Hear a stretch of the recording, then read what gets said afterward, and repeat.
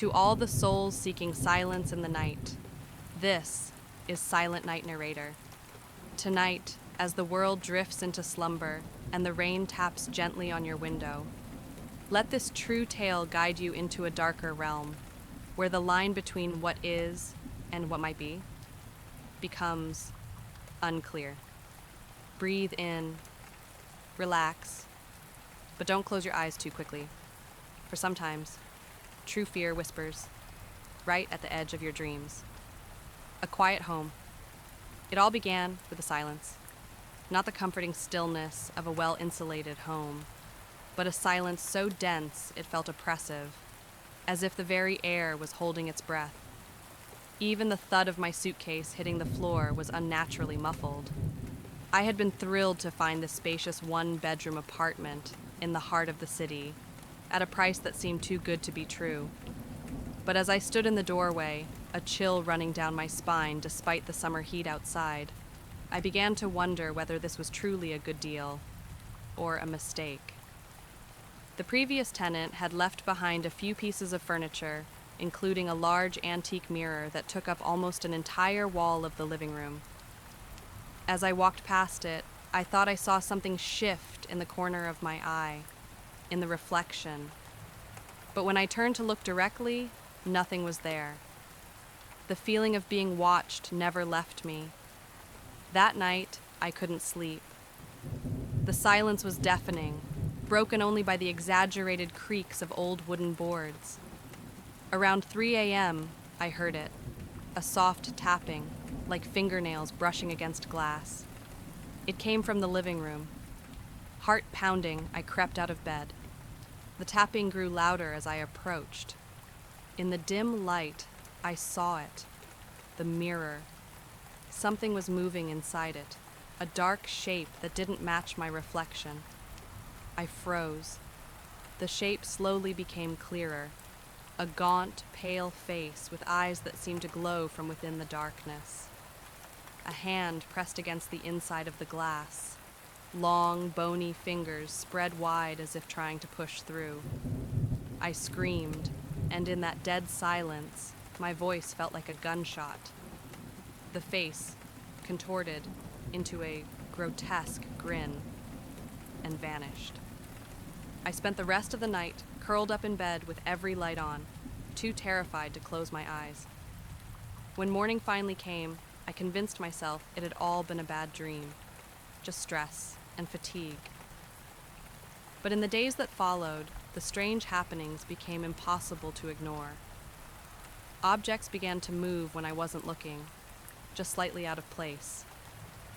The tapping returned every night, sometimes from the mirror, sometimes from the walls or the window.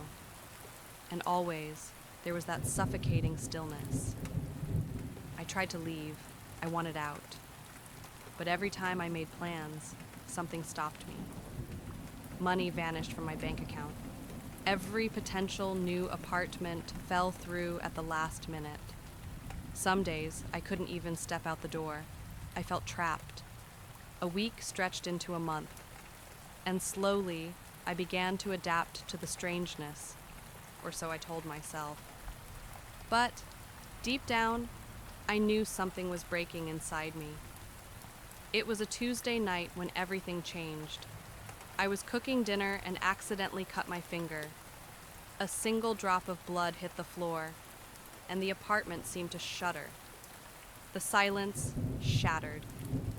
A low hum rose in the air, growing louder with every passing second. The lights flickered violently, and whispers emerged from every shadow. I ran into the living room, drawn by something I couldn't explain. The mirror was shaking. Its surface rippled like water, and in that glass, I saw them. Dozens of faces, pale, gaunt, and desperate.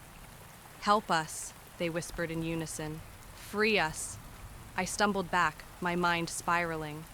"Who are you?" I asked, my voice barely a whisper. "What do you want?" One face moved closer. A woman with sunken eyes full of sorrow. "We are the ones who came before," she said. "Trapped by the hunger of this place. It feeds on fear and despair. But you can end it. Her eyes filled with urgency. The blood, she whispered.